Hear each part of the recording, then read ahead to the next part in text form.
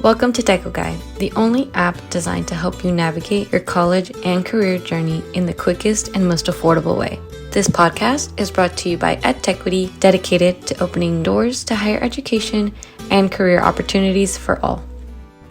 Darwin mentioned something earlier about having to do a sacrifice, right? So the reality is, for I think 80 to 90% of the student population, at least in California, cannot afford to not be working at all, whether that be part-time, full-time, or on call. So if you do have to factor in work, consider that. If you're not able to reduce your hours, consider what the alternative would be or how to make this work for you, right? So if you are part-time, or if your job is allowing for you to go part-time and you're a full-time student and you need to go part-time, and what would that look like financially, then it might be time to consider taking out a loan.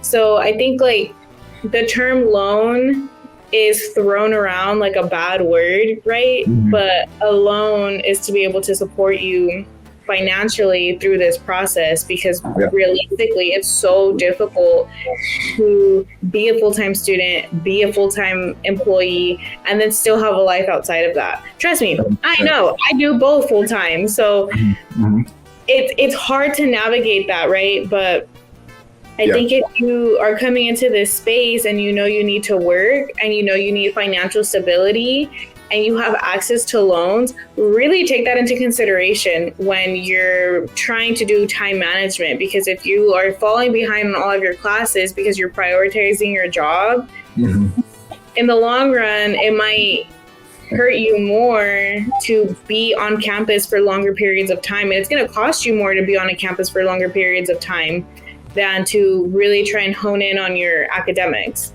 and make time for your academics. 100%.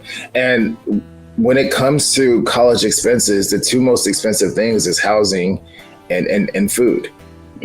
So, this falls under the realm of campus resources, but you can start with your academic advisor or academic counselor and share these challenges. There's CalFresh that you can probably get on. That's like food stamps for college students. At least you can take care of the food aspect if you qualify for it, right? Taking out a loan, I know there's a lot of negative stigma around that because, folks don't want to be in debt. And trust me, I get it. But you got to look at it as an investment in yourself. If you had the means to, you wouldn't need to take out a loan, but you don't. So if that is an option for you to be able to support yourself, because if you want anyone else to invest in you, you got to be willing to invest in yourself, right? So there are ways that you can work around that debt. Like, for example, what I'm doing to pay off of my graduate program debt that I had, which is like $60,000. I'm a part of the federal loan forgiveness program by the United States Department of Education. So if I work in a public service job for 10 years and I make the minimum payments on my loan, which is just interest, they're going to forgive the rest of it. So you could look into doing something like that for yourself. Yeah, fine. I got to take out loans so I can support myself while I go to school. But if you go into a public service career afterwards, even if it's just for a short while to pay off your loans, it may be worth it for you to do that in the long run. So there could be other changes coming, because it's well known in our country that debt of college students is a big concern. So it could be more in your favor by the time you graduate or by the time you need to pay, especially if you're, an incoming first-time freshman at a community college somewhere. So don't look at it as bad. Look at it as investing in yourself. But here's the deal, though. You got to stay focused on the prize. You don't want to take your student loan money and go buy shoes and go buy a car and go buy, you know what I mean? Like taking people on vacations and stuff like that. Like, you want to use it for its intended purpose, and that's to facilitate you to be able to focus on your academics and not have to worry about paying your bills and different things like that. Okay. So I have seen people do that. They use their loans in the improper way. Then they turn to credit cards, and now it's a disaster. So don't do that.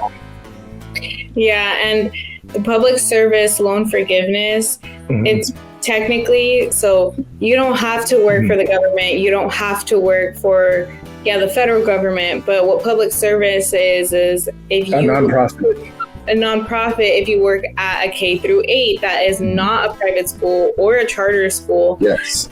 It doesn't even have to be a Title I school. It can just be any school, right? You're considered a public servant. If you work for the city, if you work for the county, the state, colleges, you are considered a public servant. So there's different forms and different loan forgiveness programs that you can go into in order for you to kind of have your loans forgiven. And I even think that if you are a teacher, even at a public school, they're still willing to forgive your loans, correct? Teaching is a public service position. So if they're under the federal student loan program, then after making monthly payments for 10 years consecutive, they forgive the rest. And I know it sounds like a long time, but let's say if you have, $70,000, $100,000 of debt, right? And let's say if your monthly bill is only $250, which is just the interest on that loan, on that debt that you have, you're only paying like a very small percentage of it at the end of the day. So, but you got to do that for 10 consecutive years though, without missing one. I have 2 years and 8 months remaining. Then I'll have the rest of my loan forgiven.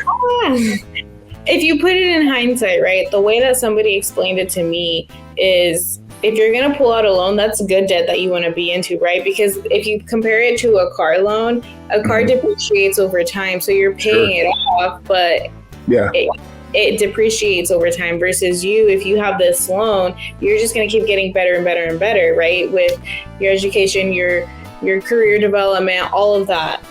So if you pull this loan out with the intention to finish, then you're just situating yourself better compared to a car that you pull the loan out, it just depreciates over time.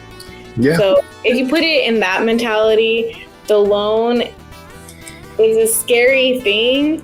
Sure. But at the end of it, it is to support you and it is to help you. Yep. And that kind of segues. Oh, go ahead. Sorry. No, I'm sorry. Go ahead. I was going to say it kind of segues into other resources that are available to you as a student. You mentioned earlier about food stamp or CalFresh for students. So if you're experiencing food insecurity, then you have access to that as a student, depending on the qualifications that you meet, obviously.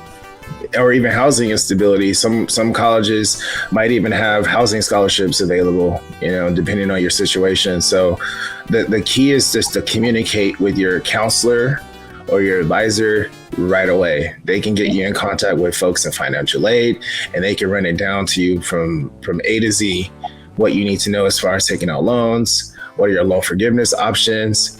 But if you're really looking for a way to cut your undergraduate bill in half, potentially, go to a community college first. Go there for 2 years. Listen, if you're a California resident, you can earn an associate's basically for free. And then you transfer to a UC or CSU after that, you essentially cut your undergraduate bill in half, because you're only going to need to do 2 years at the university to earn your bachelor's degree instead of having to do 4. Yeah. And take this into consideration too. If you are a student that's going straight into California Community College and you do have your parent or guardian support, and that the expectation of not having to pay too many bills isn't there, and you have the opportunity to really just focus in on school as much as you possibly can, really take advantage of that, because you will just situate yourself even better in the long run. And if you are a student that is at a 4-year institution right off the bat, take advantage of your summer breaks and go take your GEs at the community college, because those are if they are transferable, right? Look at your articulation agreements, but take advantage of those opportunities and take those classes over the summer, so that way come your 4-year program, if you take enough, you might be able to graduate a semester early, and then it's cheaper. Thank you for tuning in to Tyco Guide, the app focused on bringing you tools and content to help you make better decisions about school, life, and career. We hope this episode has inspired you to pursue and excel in your own educational and career journey. Don't forget to subscribe, follow, and share.